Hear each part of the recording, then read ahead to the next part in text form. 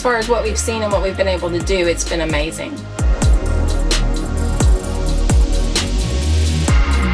What places have surprised you in a positive way the most? My answer to that question, I think, would be places like Oregon Pipe Cactus National Monument. You don't really expect much from that because I'd never even really heard of it, but it was an amazing place. It was one of those places that we got to and we had made reservations beyond that and wished that we hadn't because we would have liked to have stayed longer. You went to Crater Lake and it was fogged in, and you stepped outside the visitor center, which was covered in snow, and the clouds lifted, the fog lifted, and you had just an amazing view of the lake. That's a great example of our time at Crater Lake.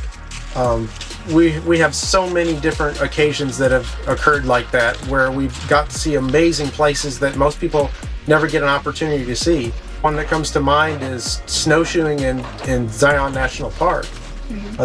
That was shocking. We didn't think we were going to get an opportunity to do it, much less at Zion.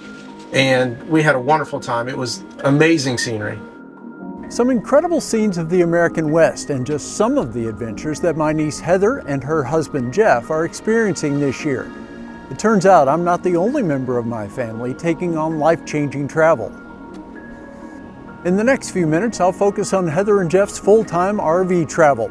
Stick around to the end as I have news of a related addition to my summer plans.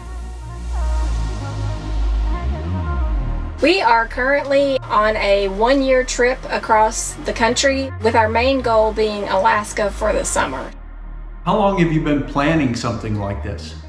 Oh gosh, we've probably been planning this for, I don't know, close to 10 years, I would say. A very long time. It was a dream for a lot of years, and then back in August we decided that it was kind of now or never. So that's when we really got serious about doing it this year. Why was this something that you wanted to do in the first place? My father died at a rather young age and never really got to enjoy his retirement. And we were determined to not let that happen to us. We've spent a good portion of our adult lives kind of caring for elderly family members, and we got to a point where it was no one really needed us at this moment, and so it was kind of like it was now or never. How did you plot your course? And where did you start, and where have you been thus far? We live in Kentucky, so we started from there, and honestly, we kind of just selected our locations as we went. Definitely wanted to get to the south where it was a little bit warmer since we were leaving in January. And we've just kind of gone from one destination to the next, just kind of looking at the internet and maps and determining what sounds interesting to us. Are there camping resources out there that you found that have been particularly helpful? The simple one is we use Google Maps a lot. We've learned to not rely on it for navigation because a lot of times it'll take you on really small roads or roads that you simply can't tow a trailer on or maybe shouldn't tow a trailer on. I also use a lot. I use Campendium. I have a Campendium app on my phone, and it gives you all kinds of different camping options from RV parks all the way to like free BLM kind of camping.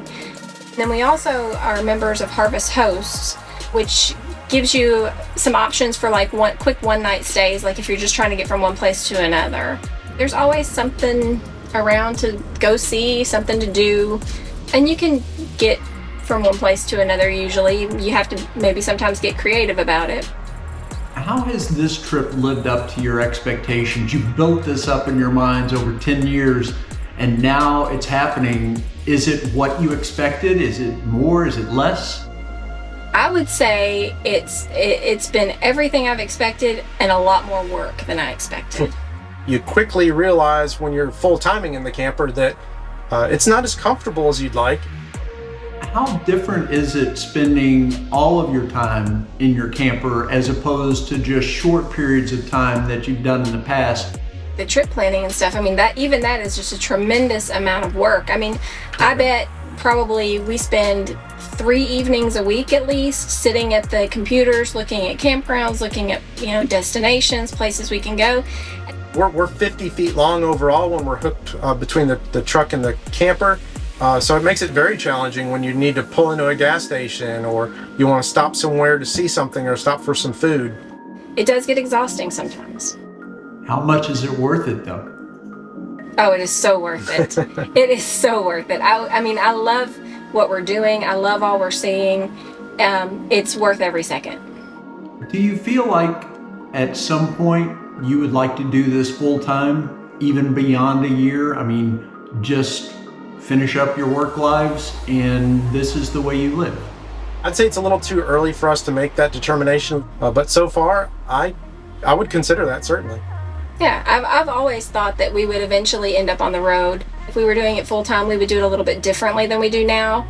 If we were on the road full time, I think we would stay stationary a little bit longer.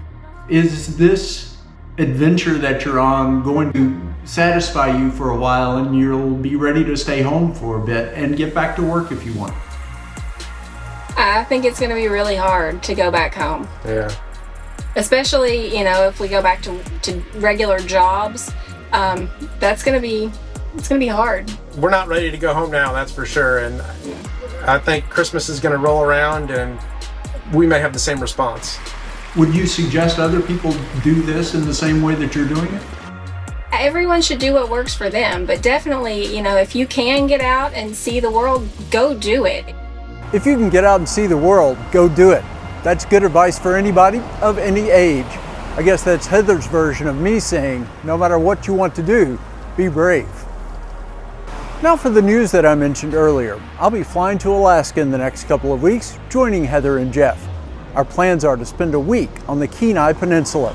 Of course I'll have my camera. See you soon.